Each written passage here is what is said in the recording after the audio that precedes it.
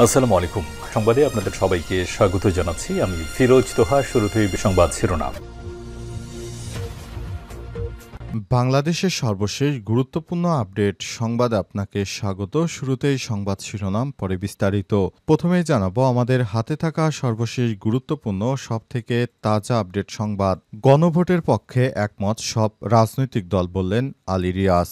জুলাই সনদ বাস্তবায়নে গণভোটের পক্ষে সব রাজনৈতিক দল একমত হয়েছে বলে জানিয়েছেন জাতীয় ঐক্যমত্য কমিশনের সহসভাপতি অধ্যাপক আলী রিয়াজ। আজ রাজধানীর ফরেন সার্ভিস একাডেমিতে জুলাই সনদ বাস্তবায়ন পদ্ধতি নিয়ে রাজনৈতিক দলগুলোর সঙ্গে জাতীয় ঐক্যমত্য কমিশনের চতুর্থ দিনের আলোচনা শেষে তিনি সাংবাদিকদের এসব কথা জানান।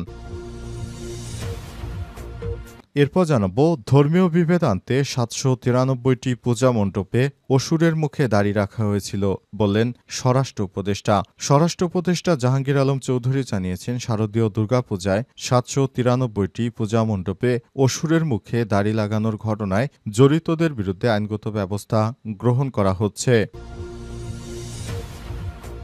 এদিকে ইলিশ রক্ষায় ১৭ যুদ্ধজাহাজ মোতায়েন করল নৌবাহিনী। ইলিশ মাছের প্রজনন মৌসুমে মা ইলিশ রক্ষায় বিশেষ অভিযান শুরু করেছে বাংলাদেশ নৌবাহিনী। অভিযানের অংশ হিসেবে দেশের ৯ জেলায় নদীতে ১৭টি যুদ্ধজাহাজ মোতায়েন করেছে নৌবাহিনী। মা ইলিশ রক্ষায় সরকার ঘোষিত ২২ দিনের নিষেধাজ্ঞা অমান্য করে কেউ ইলিশ আহরণ, পরিবহন এবং বিপণনে জড়িত হলে ব্যবস্থা নেবে সংস্থাটি। এবারে জানাবো এনটিআরসি এর মাধ্যমে অধ্যক্ষ, প্রধান শিক্ষক নিয়োগ। বেসরকারি শিক্ষক নিবন্ধন ও প্রত্যয়ন কর্তৃপক্ষ এনটিআরসি এর মাধ্যমে এমপিওভুক্ত বেসরকারি শিক্ষা প্রতিষ্ঠানে অধ্যক্ষ এবং প্রধান শিক্ষক পদে নিয়োগ করা হবে। এ বিষয়ে উদ্যোগ নেওয়া হয়েছে বলে জানিয়েছে অন্তর্বর্তীকালীন সরকারের শিক্ষা উপদেষ্টা অধ্যাপক CR আবরার। আজ বিশ্ব শিক্ষক দিবস উপলক্ষে এক বাণীতে তিনি এসব কথা জানান। এবং সর্বশেষ জানাবো গাজা যুদ্ধ এখনও শেষ হয়নি, বললেন যুক্তরাষ্ট্রের প্রতিরক্ষামন্ত্রী। যুক্তরাষ্ট্রের ভাইস প্রেসিডেন্ট ও প্রতিরক্ষামন্ত্রী মার্ক রুবিও বলেছেন, গাজা যুদ্ধ এখনও শেষ হয়নি।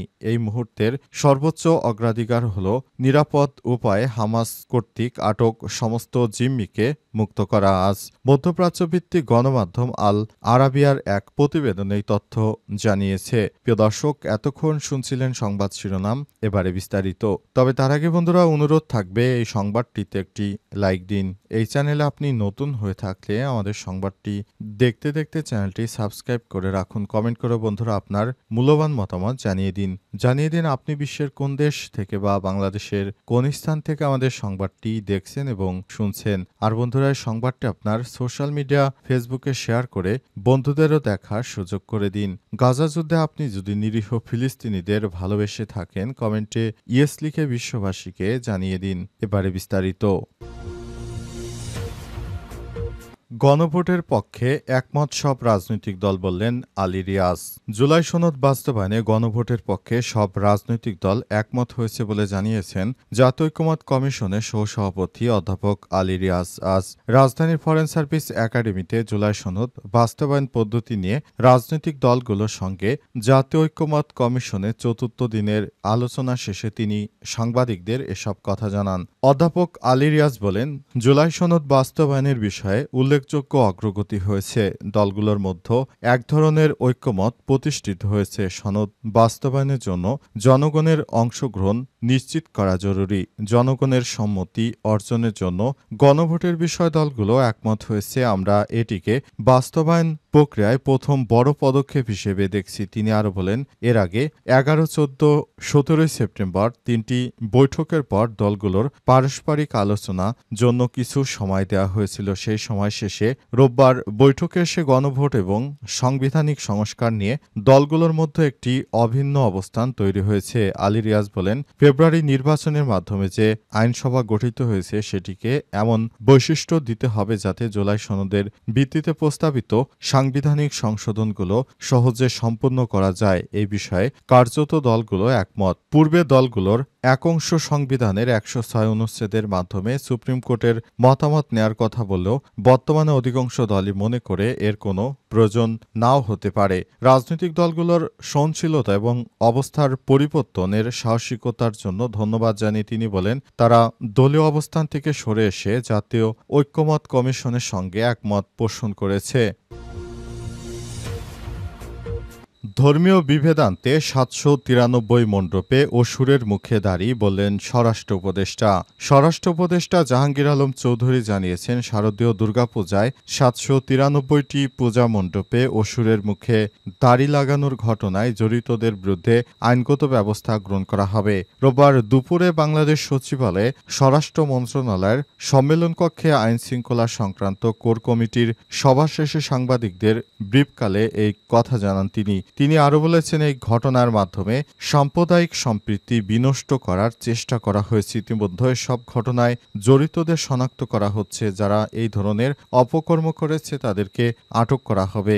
ভবিষ্যতে যেন এই ধরনের আর কোনো বিষয়গুলো তারা কখনোই না করে। কারণ আপনারা একটি জিনিস দেখতে পেয়েছেন, বিগত সময়ে কোথাও অসুরের মুখে দাড়ি দেওয়া হয়নি, কিন্তু এবার আমাদের ধর্মকে অবমাননা করার জন্য তারা অসুরের মুখে দাড়ি দিয়ে দেশের মতো বিশৃঙ্খল পরিস্থিতি, হিন্দু মুসলিমদের মধ্যে দাঙ্গা তৈরি করতে চায়। এজন্য অন্তর্বর্তীকালীন সরকারের প্রধান উপদেষ্টা এই বিষয়টি খুবই গুরুত্বের সঙ্গে লক্ষ্য করেছে এবং অন্তর্বর্তীকালীন সরকারের প্রধান উপদেষ্টা দেখতে পেয়েছেন এই বিষয়গুলো পরিকল্পিতভাবে করা হয়েছে যাতে করে এদেশে হিন্দু মুসলিমদের মধ্যে আবার দাঙ্গা বেঁধে যায় এবং ভারত সহজেই ফায়দা লুটতে পারে বলে মন্তব্য করেছেন তিনি।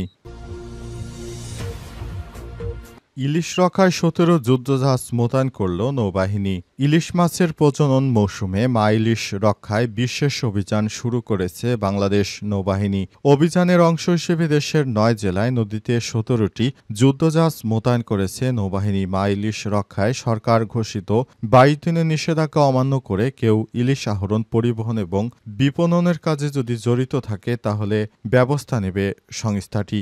আজ আন্তঃবাহিনী জনসংযোগ পরিদপ্তর আইএসপিআর এক প্রেস বিজ্ঞপ্তিতে বিষয়টি নিশ্চিত করা হয়েছে।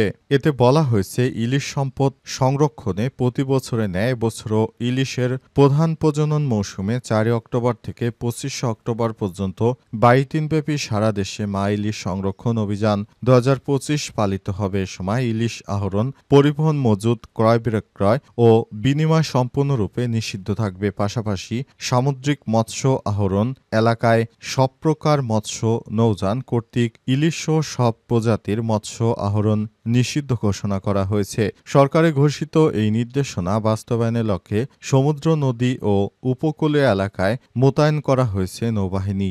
আরও বলা হয়েছে, ইন এইড টু সিভিল পাওয়ার এর আওতায় বাংলাদেশ নৌবাহিনী জাহাজসমূহ সমুদ্র ও উপকূলীয় এলাকায় এবং দেশের অভ্যন্তরীণ নদ-নদীতে মা ইলিশ সংরক্ষণ অভিযান ২০২৫ পরিচালনা করছে। বাংলাদেশ নৌবাহিনী ১৭টি যুদ্ধজাহাজ ৯টি জেলায় নিয়োজিত রয়েছে। এই অভিযানে অংশ হিসেবে চাঁদপুর এলাকায় বনজ, ধানসিঁড়ি, শহীদ ফরিদ ও বিএনডিবি গাংচিল অভিযানে রয়েছে। কক্সবাজার এলাকায় রয়েছে বনজা, আতন্ত্র, শহীদ মহিবুল্লাহ, দুর্জয় সাগর ও শহীদ দৌলত। খুলনায়ও রয়েছে নৌযানগুলো। অবস্থায় কেউ যেন কোনো ধরনের বিশৃঙ্খল পরিস্থিতি তৈরি করতে না পারে সেজন্য সর্বোচ্চ সতর্ক অবস্থায় রয়েছে আমাদের আইনশৃঙ্খলা রক্ষাকারী বাহিনী। এবার এনটিআরসি এর মাধ্যমে অধ্যক্ষ, প্রধান শিক্ষক নিয়োগ। বেসরকারি শিক্ষক নিবন্ধন ও প্রত্যয়ন কর্তৃপক্ষ এনটিআরসি এর মাধ্যমে এমপিওভুক্ত বেসরকারি শিক্ষা প্রতিষ্ঠানে অধ্যক্ষ এবং প্রধান শিক্ষক পদে নিয়োগ হবে। এ বিষয়ে উদ্যোগ নেওয়া হয়েছে বলে জানিয়েছে অন্তর্বর্তীকালীন সরকারের শিক্ষা ও উপদেষ্টা অধ্যাপক সিআর আবরার। আজ বিশ্ব শিক্ষক দিবস উপলক্ষে রাজধানীর ওসমানী স্মৃতি মিলনায়তনে শিক্ষা মন্ত্রণালয় আয়োজিত এক অনুষ্ঠানে প্রধান অতিথির এমপির বক্তব্যে উপদেষ্টা শিক্ষা মন্ত্রণালয়ের এই উদ্যোগের কথা জানান। এ বিষয়ে শিক্ষা উপদেষ্টা বলেন, এনটিআরসি এর মাধ্যমে প্রধান শিক্ষক ও অধ্যক্ষ নিয়োগের উদ্যোগ নেওয়া হয়েছে যাতে যোগ্যতার ভিত্তিতে শিক্ষা প্রতিষ্ঠানে নেতৃত্ব প্রতিষ্ঠিত হয়। নতুন শিক্ষা প্রতিষ্ঠান এমপিওভুক্ত করার প্রক্রিয়া চলছে বলেও জানান তিনি। জেলা প্রশাসক ডিসি নেতৃত্বে গঠিত একটি কমিটির মাধ্যমে অধ্যক্ষ, উপাধ্যক্ষ এবং প্রধান শিক্ষক, সহকারী প্রধান শিক্ষক এবং কর্মচারী পদে নিয়োগের পরীক্ষা, মূল্যায়ন ও সুপারিশ করা হবে। কমিটিতে পরিচালনা পর্ষদের কেউ থাকতে পারবে না। এসব পদে নিয়োগ দুর্নীতি, স্বজনপ্রীতির অভিযোগ রয়েছে বলে জানা গেছে। বর্তমানে সহকারী শিক্ষক নিয়োগ হয় এনটিআরসির অধীনে পরীক্ষা ও সুপারিশের ভিত্তিতে। তবে অধ্যক্ষ, উপাধ্যক্ষ এবং প্রধান শিক্ষক ও সহকারী শিক্ষক কর্মচারী পদে নিয়োগ পরিচালনা কমিটির মাধ্যমে হয়ে আসছিল। এসব পদে নিয়োগের দুর্নীতি ও স্বজনপ্রীতির অভিযোগ রয়েছে। সম্প্রতি বেসরকারি এমপিওভুক্ত স্কুল কলেজে কর্মচারী নিয়োগে এতদিন ধরে চলা নিয়মও পরিবর্তন করে শিক্ষা মন্ত্রণালয়। নতুন এই নিয়োগে পরিচালনা পর্ষদে ক্ষমতা হাতে থাকছে না। অধ্যক্ষ, উপাধ্যক্ষ এবং প্রধান শিক্ষক ও সহকারী প্রধান শিক্ষক কর্মচারী পদে নিয়োগও এনটিআরসি এর মাধ্যমে নেওয়ার পরিকল্পনার কথা অনেকদিন ধরেই আলোচনা হচ্ছিল। এখন এ বিষয়ে উদ্যোগ নিয়েছে শিক্ষা মন্ত্রণালয়।